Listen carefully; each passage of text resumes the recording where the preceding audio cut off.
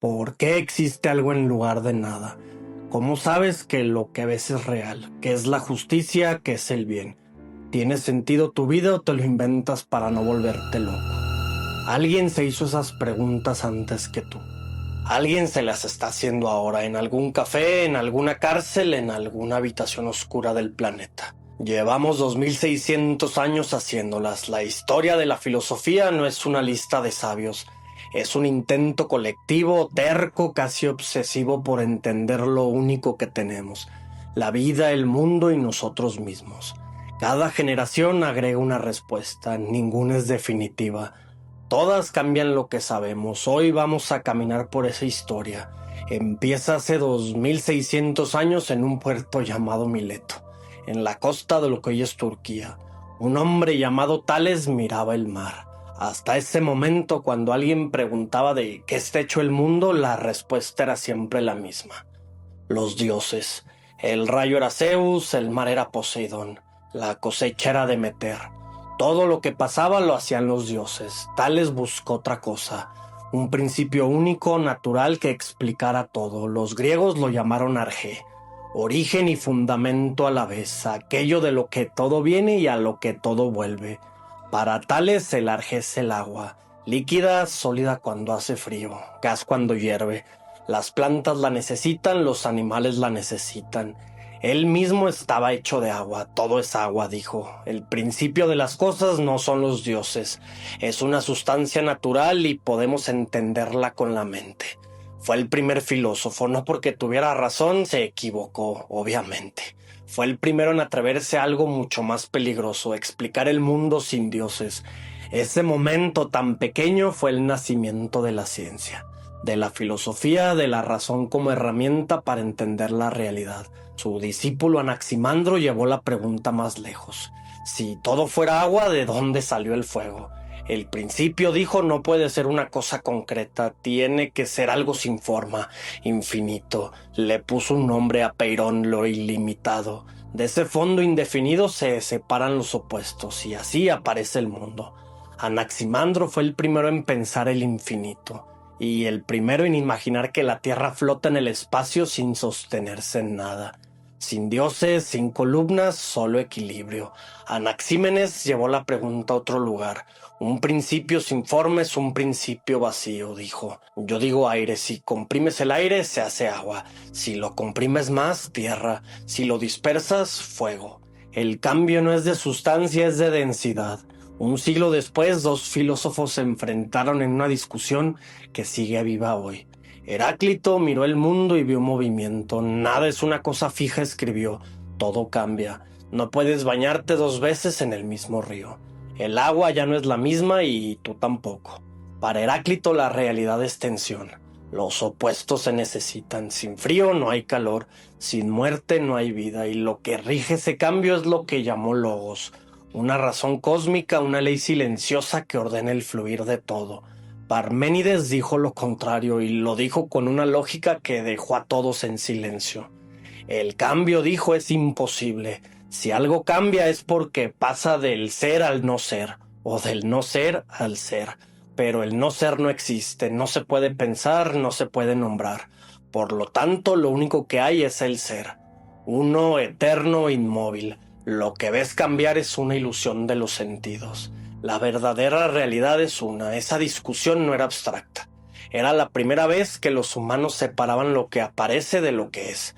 La apariencia contra la realidad. Sobre esa grieta se ha construido toda la filosofía occidental. Pitágoras dio otra respuesta. El fondo del mundo no es una sustancia, es una estructura. La realidad, dijo, es matemática. Las notas musicales responden a proporciones numéricas exactas. Los astros se mueven en órbitas móviles. Los triángulos obedecen a un teorema que lleva su nombre. Todo se puede reducir a número. Donde hay número hay orden. Donde hay orden hay conocimiento.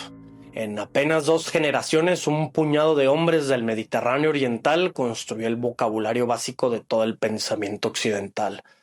Materia, cambio, ser, forma, número, logos. Palabras que todavía usas hoy sin saber de dónde vienen.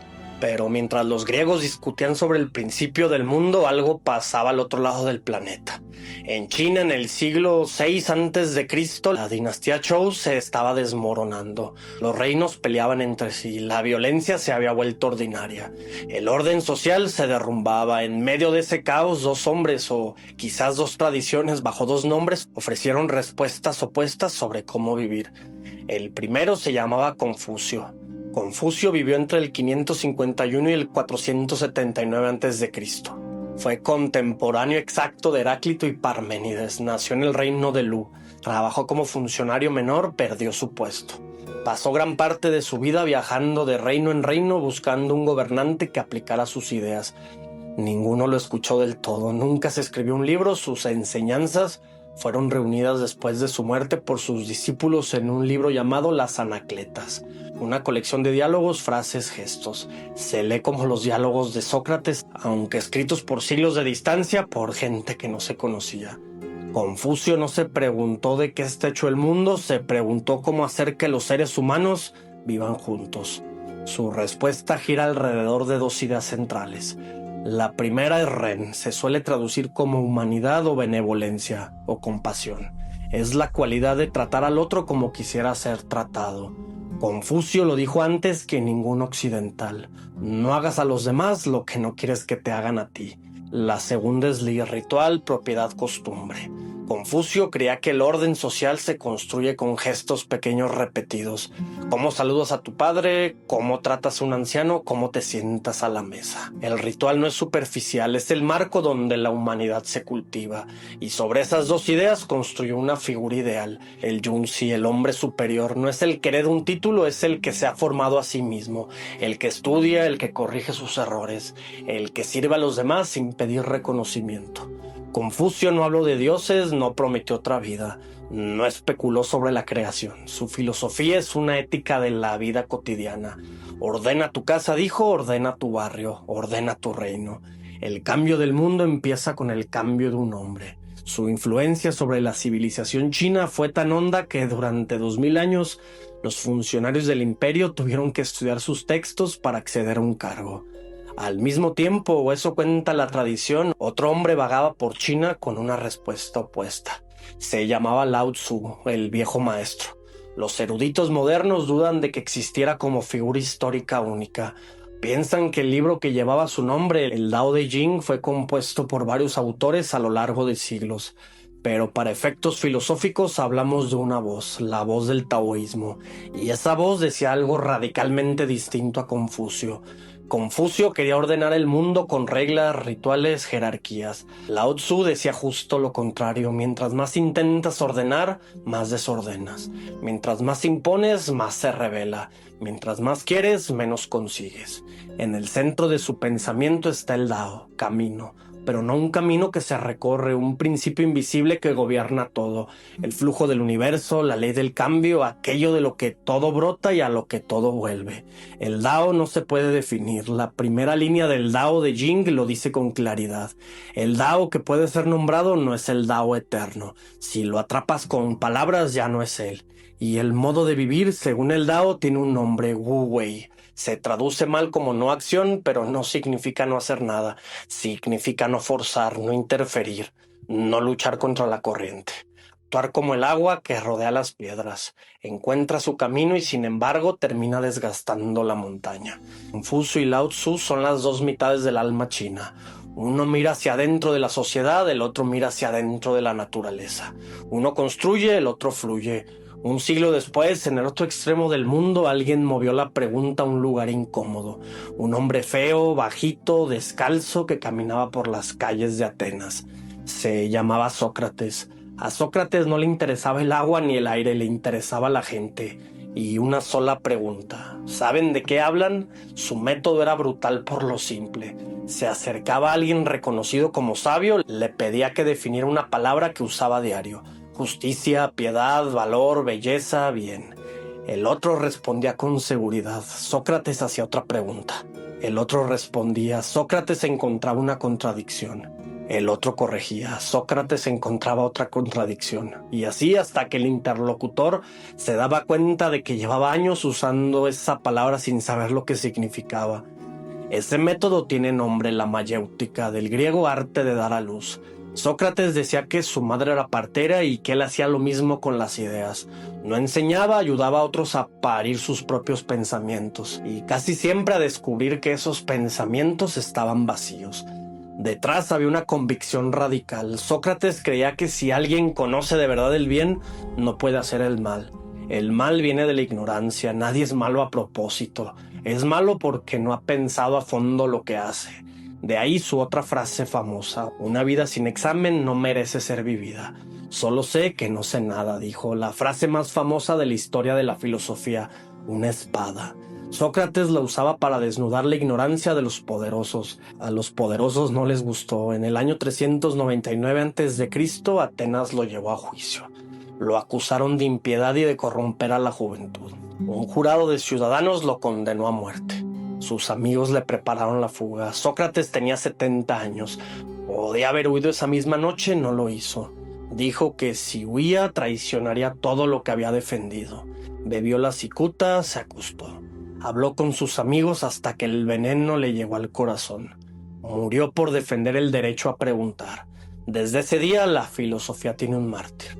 Sócrates no escribió una sola palabra. Todo lo que sabemos de él lo escribió su discípulo más brillante, un joven de 28 años llamado Platón, que quedó destrozado por la muerte de su maestro. Platón dedicó el resto de su vida a escribir diálogos con Sócrates como protagonista, y sobre él construyó la primera gran filosofía completa de Occidente.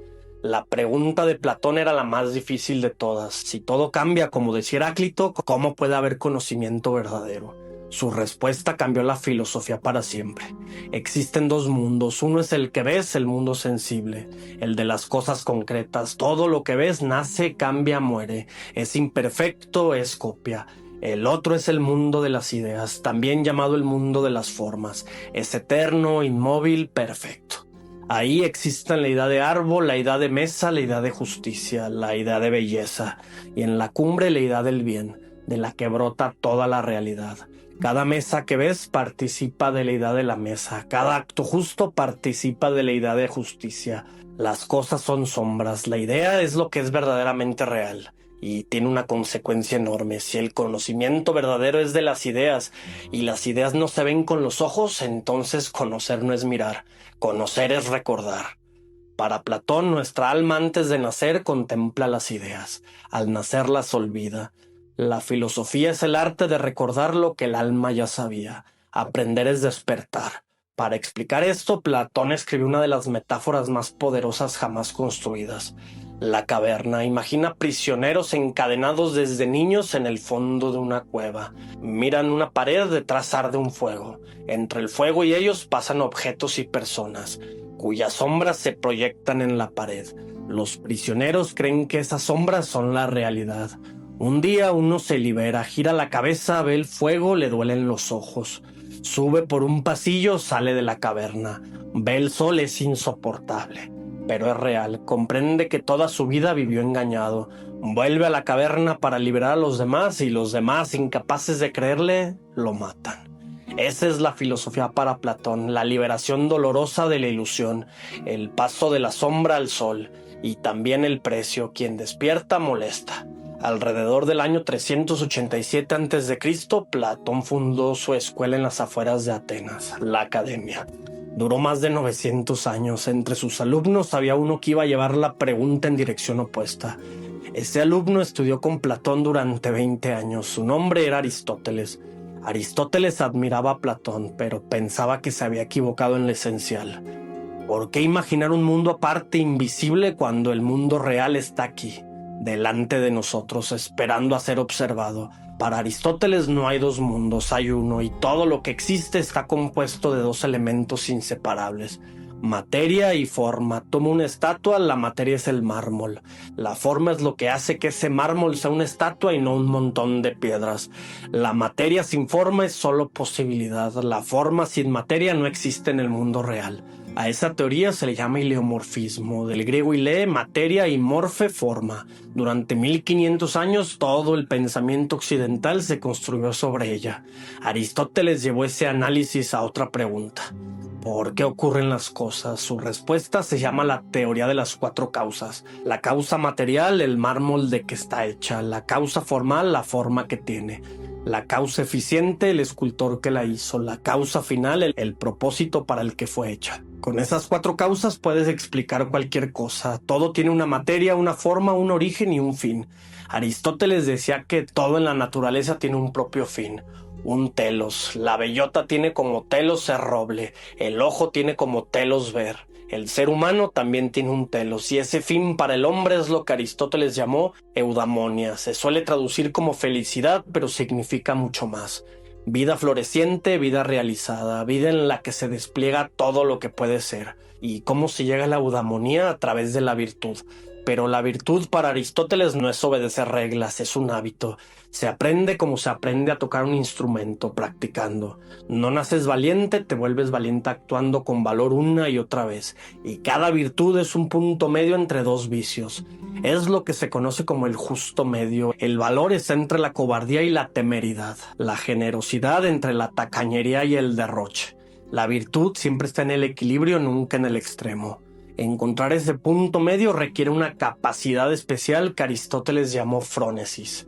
Sabiduría práctica. Aristóteles escribió sobre todo: física, biología, política, ética, lógica, poesía. Inventó la lógica formal, esa que hoy usan las computadoras. Su método era tan distinto al de Platón que sin él no habría existido la ciencia moderna. Miraba, anotaba, comparaba, deducía. En 3 generaciones, Grecia inventó casi todo lo que Occidente iba a pensar durante 2500 años. Cuando Aristóteles murió en el año 322 a.C., el mundo griego ya no era el mismo. Alejandro Magno había conquistado medio planeta y había muerto un poco antes. Su imperio se rompió en pedazos. Las viejas ciudades-estado perdieron fuerza. La gente dejó de sentir que controlaba su destino, y en medio de ese caos, la filosofía cambió de pregunta. Ya no era qué es el mundo, era cómo se vive bien cuando el mundo se derrumba. Aparecieron entonces las escuelas helenísticas. Los epicureos, seguidores de Epicuro, dijeron que el objetivo de la vida era el placer. Pero no cualquier placer. El placer verdadero era la ausencia de dolor y de perturbación. Comer poco, beber poco, rodearse de amigos, evitar la política. Retirarse a un jardín y cultivar la paz interior. Los escépticos, herederos de Pirrón, dijeron algo más radical. No podemos saber nada con certeza, por lo tanto la única forma de vivir en paz es suspender el juicio. No afirmar, no negar, aceptar que no sabes. Los cínicos, encabezados por Diógenes, decidieron burlarse de todo. Diógenes vivía en un barril, orinaba en público e insultaba a los ricos. Cuando Alejandro Magno lo visitó y le preguntó qué podía hacer por él, Diógenes respondió: «Quítate que me tapas el sol». Pero la escuela que iba a marcar el mundo durante los siguientes 500 años fue otra: los estoicos. Nació alrededor del año 300 a.C. en Ateas. Un comerciante llamado Zenón de Sitio perdió toda su fortuna en un naufragio. Sobrevivió. Llegó a Atenas sin nada, empezó a leer filosofía en una librería y fundó una escuela. Enseñaba bajo un pórtico pintado. En griego pórtico se dice stoa, de ahí el nombre estoicos, los del pórtico. La idea central era simple, radical y transformadora. Hay cosas que dependen de ti y hay cosas que no dependen de ti. Confundirlas es la causa de todo sufrimiento humano. No dependen de ti la salud, la fama, el dinero, la reputación, lo que hagan los demás. Sí depende de ti una sola cosa: tu juicio, tu forma de responder a lo que pasa, tu interpretación, tu carácter. Si algo no depende de ti, sufrir por ello es absurdo. Si algo depende de ti, ocúpate. Si no depende de ti, acéptalo con serenidad. A esa serenidad los estoicos la llamaron ataraxia, la paz del alma que ya no se agita con lo que no controla. El universo, dijeron, está gobernado por una razón, un logos, una inteligencia impersonal que todo lo ordena. Y si el universo es racional, vivir bien es vivir de acuerdo con esa razón. El estoicismo tuvo 3 grandes maestros romanos. Séneca, filósofo y consejero del emperador Nerón, escribió cartas sobre la brevedad de la vida. «No es que tengamos poco tiempo, es que perdemos mucho», escribió. Nerón, su propio alumno, terminó ordenando su suicidio en el año 65. Séneca murió cortándose las venas, dictando reflexiones hasta el último aliento.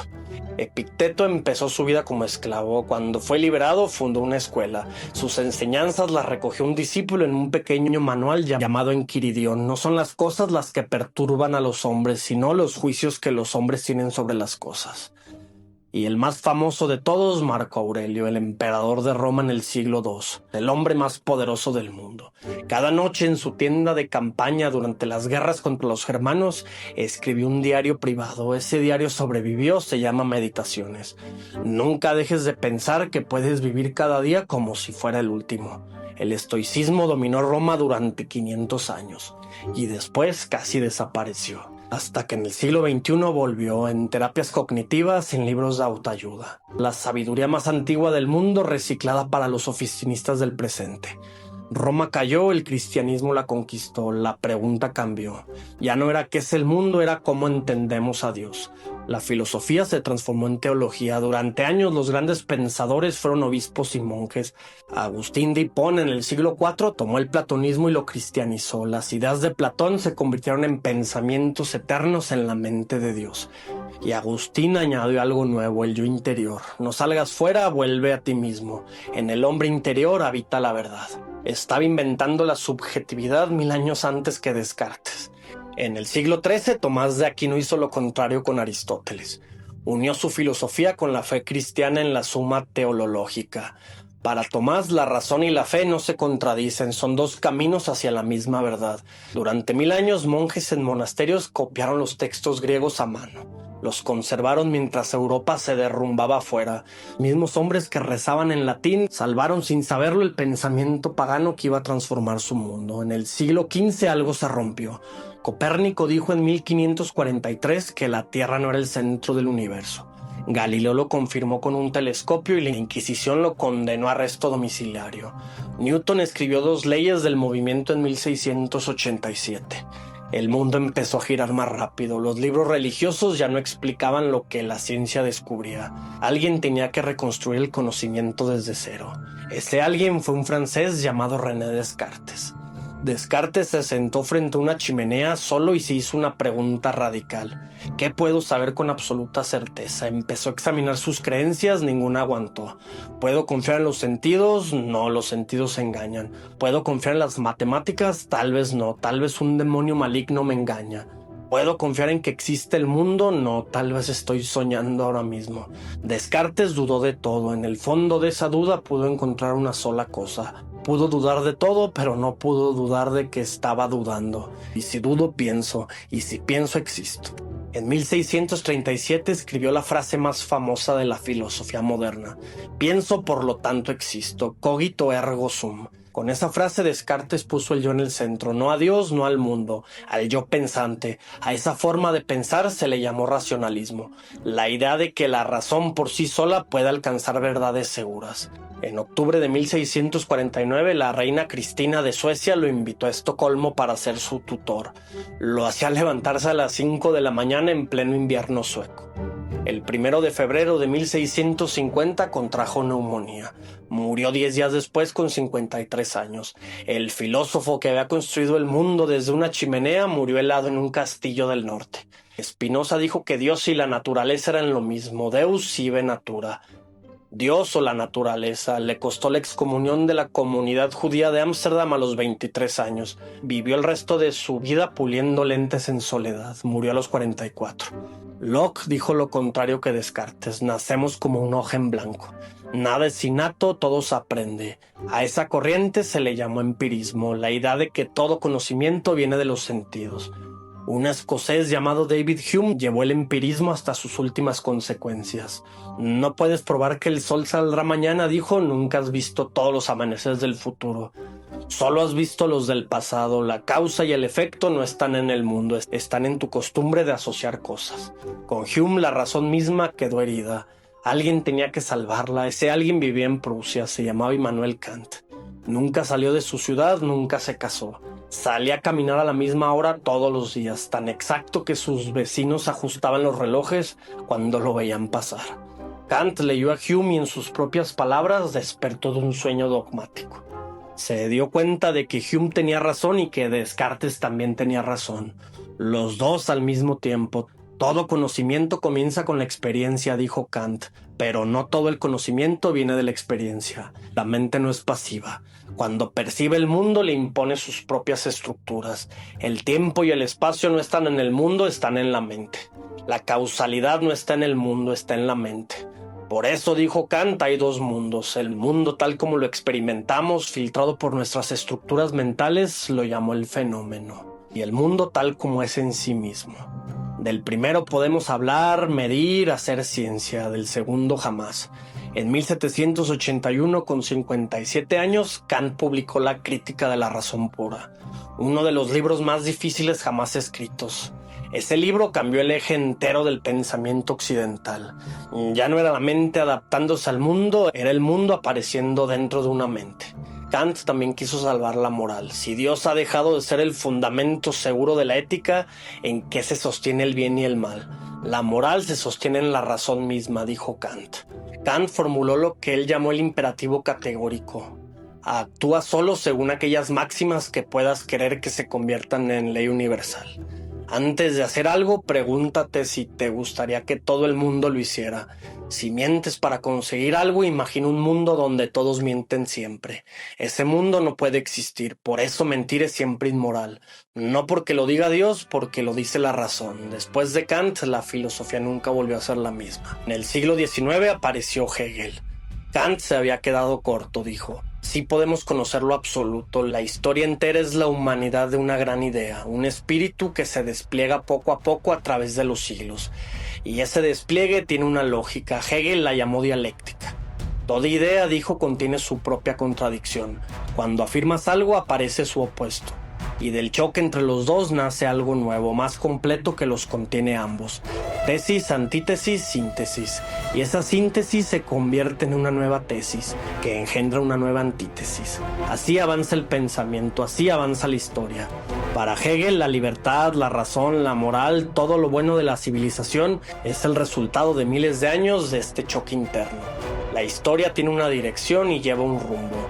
Un alemán joven llamado Karl Marx leyó a Hegel y lo puso boca abajo. Está cerca, dijo Marx, pero al revés. Lo que mueve la historia no son las ideas, es la materia. La economía es quien posee los medios de producción y quien trabaja para otros. Conciencia no crea las condiciones materiales, las condiciones materiales crean la conciencia.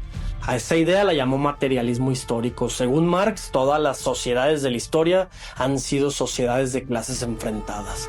Amos contra esclavos, señores contra siervos, burgueses contra proletarios. Y esa lucha, el choque entre quien posee y quien trabaja, es el motor real del mundo.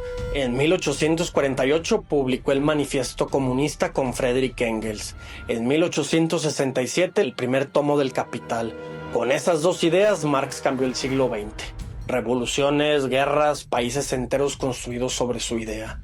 Un filósofo casi solo moviendo la historia. En la misma época otro alemán miraba todo esto y no le gustaba nada. Un hombre enfermo, casi ciego, con migrañas constantes, que escribía como un martillo. Friedrich Nietzsche fue nombrado profesor de filología a los 24 años en Basilea, un caso único de la historia. 10 años después la enfermedad lo obligó a renunciar. Pasó el resto de su vida caminando por los Alpes, escribiendo en cuadernos, moviéndose entre pueblos suizos e italianos, buscando un clima que le permitiera pensar. Nietzsche miró la Europa cristiana del siglo XIX y vio algo que nadie quería ver. En 1882 lo escribió en La Gaya Ciencia: Dios ha muerto y nosotros lo hemos matado. Con la ciencia, con la razón, con la duda, con el progreso. Ya nadie cree de verdad, pero seguimos actuando como si sí creyéramos. Fingimos que hay una moral universal, un sentido cósmico, una justicia final. Es mentira, y si es mentira, ¿ahora qué? Nietzsche llamó a esto el nihilismo, el momento en que se descubre que los valores no tienen un fundamento externo. El vértigo de no tener suelo. Frente a ese vacío, dijo Nietzsche, hay dos caminos. O te derrumbas o te conviertes en creador de tus propios valores. A ese ser humano nuevo, capaz de decir sí a la vida sin necesidad de Dios, sin necesidad de otro mundo, sin necesidad de excusas, lo llamó el superhombre. Nietzsche también atacó la moral tradicional. La dividió en dos tipos: la moral de amos, propia de los fuertes, que valora la vida, la creatividad, el poder. Y la moral de los esclavos, propia de los débiles, que invierte los valores y llama bien a la sumisión. la humildad, la renuncia. Para Nietzsche el cristianismo había impuesto la moral de esclavos al mundo entero y propuso una prueba definitiva para saber si tu vida vale la pena. Imagina que un demonio te dice: vas a repetir esta vida exactamente igual en cada detalle infinitas veces. ¿Podrías decir que sí? Lo llamó el eterno retorno. En enero de 1889 en Turín, Nietzsche tuvo un colapso mental del que nunca se recuperó.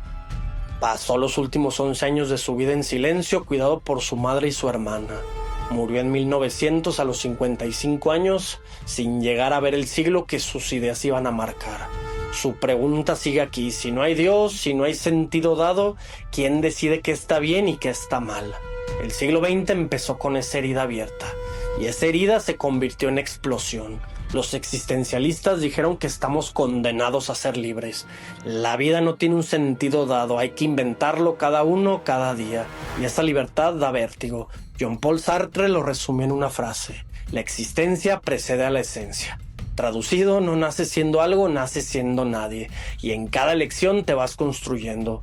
No hay un yo verdadero esperando a ser descubierto. El yo es lo que haces con tu libertad. Sartre llamó a la angustia de esa libertad la náusea. Camus la llamó absurdo. Kierkegaard mucho antes la había llamado angustia. Wittgenstein miró la filosofía y dijo que la mayoría de los problemas eran en realidad problemas del lenguaje. Los límites de mi lenguaje son los límites de mi mundo, escribió en 1921. Muchos misterios filosóficos, dijo, no son misterios reales, son confusiones producidas por usar mal las palabras. Simone de Beauvoir preguntó por qué la mitad de la humanidad, las mujeres, había sido pensada como un accesorio de la otra mitad. En 1949 publicó El segundo sexo y cambió la conversación para siempre. No se nace mujer, se llega a serlo, escribió. La feminidad no es una esencia biológica, es una construcción cultural, impuesta desde fuera. Con esa frase, la filosofía entró en el cuerpo, en la vida cotidiana, en las relaciones de poder invisibles. Michel Foucault mostró que el poder no está solo en el Estado, está en todas partes, en los hospitales, en las escuelas, en las cárceles, los diagnósticos médicos, en las categorías con las que la sociedad nos clasifica como normales o como anormales. Todo poder, dijo, produce verdad, y toda verdad produce poder. Hannah Arendt vio el mal de cerca, estuvo en el juicio de Adolf Eichmann en 1961 y descubrió algo espantoso. El hombre que había organizado la deportación de millones de judíos no era un monstruo, era un burócrata ordinario, aburrido, obediente. Un funcionario que solo cumplía órdenes y llenaba formularios. Arendt le puso nombre a lo que vio: la banalidad del mal. El mal más grande no lo hacen los locos, lo hacen los normales que dejan de pensar. La renuncia a pensar, dijo, es una de las formas más peligrosas de complicidad. Y aquí estamos, en el siglo XXI, con inteligencias artificiales que empiezan a hablar, con planetas que se calientan, con cerebros que la neurociencia empieza a entender por dentro, con éticas que ya no sabemos aplicar a los dilemas nuevos. Cada una de las preguntas que se hicieron tales: Confucio, Lao Tzu, Sócrates, Platón, Aristóteles, los estoicos, Descartes, Kant, Nietzsche y Arendt, sigue viva. ¿De qué está hecho el mundo? Los físicos todavía no lo saben. ¿Existe algo afuera de tu mente? Los neurocientíficos todavía discuten. ¿Qué es la justicia? Cada tribunal del planeta lo pregunta cada día. ¿Qué es el bien? Cada persona que hoy toma una decisión difícil lo pregunta sin saberlo. ¿Qué depende de ti y qué no? Cada mañana que decides cómo responder al mundo lo estás preguntando. ¿Cómo se vive en armonía con lo que no puedes controlar? Los estoicos lo preguntaron, Lao Tzu también. ¿Vale la pena vivir? Camus dijo que era la única pregunta filosófica seria, sigue siéndolo. Llevamos 2600 años haciendo estas preguntas, y cada vez que un filósofo cree haberlas respondido, aparece otro que las abre de nuevo. La filosofía no es una lista de respuestas, es un modo de estar despierto. Y ahora es tu turno.